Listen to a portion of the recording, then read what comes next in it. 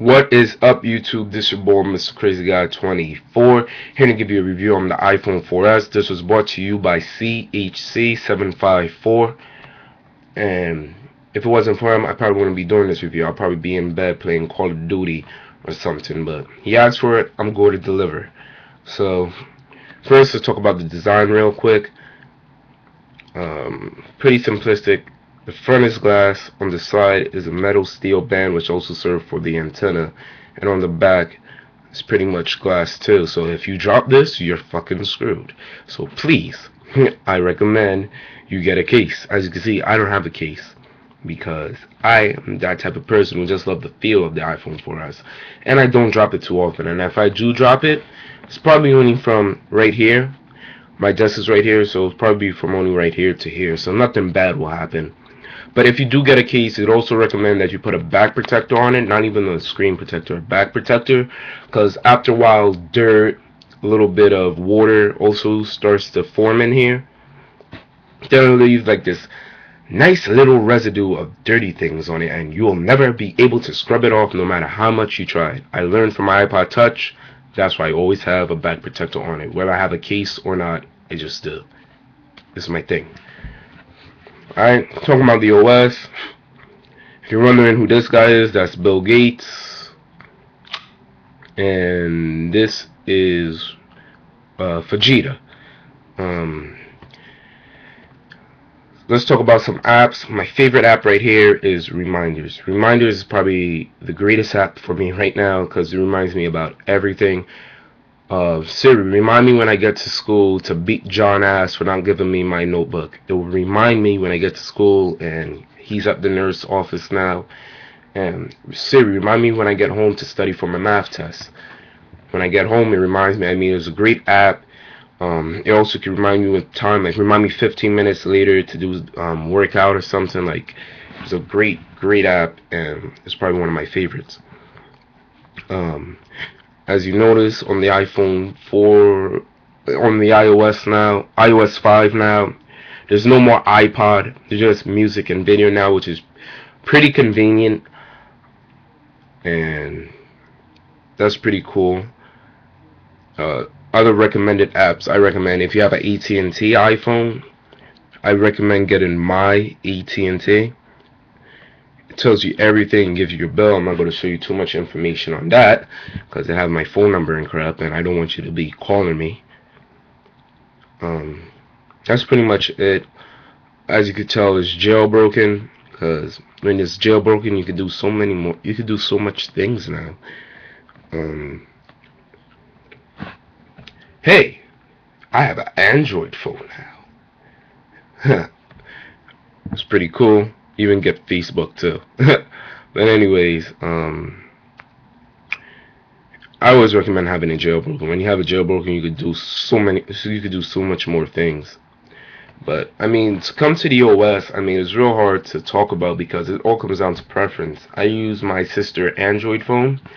I prefer her phone because the web experience, she had a bigger screen, and when you're viewing stuff on the web, you want to have a bigger screen. But I like a smaller screen like this because it just feels like a cell phone. I mean, cell phones aren't meant to be like this freaking big, you know. I mean, come on. Samsung Galaxy Note is really huge. It's like a tablet and a phone. It's phone tablet, whatever. I just feel this is the perfect size for me. I hope when they make the iPhone 5, I hope they still have a 3.5 or even a 4-inch screen. That won't be too much.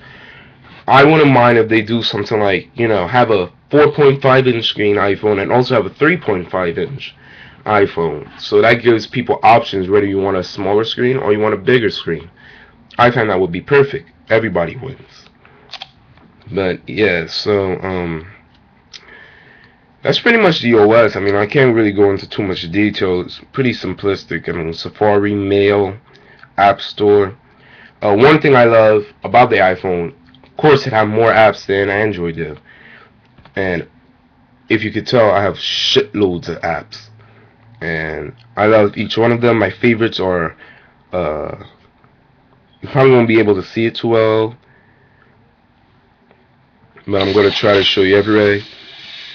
This is Marvel vs. Capcom 2. I highly recommend it. It's pretty fun. It's the arcade version, and it gives you that nice feeling.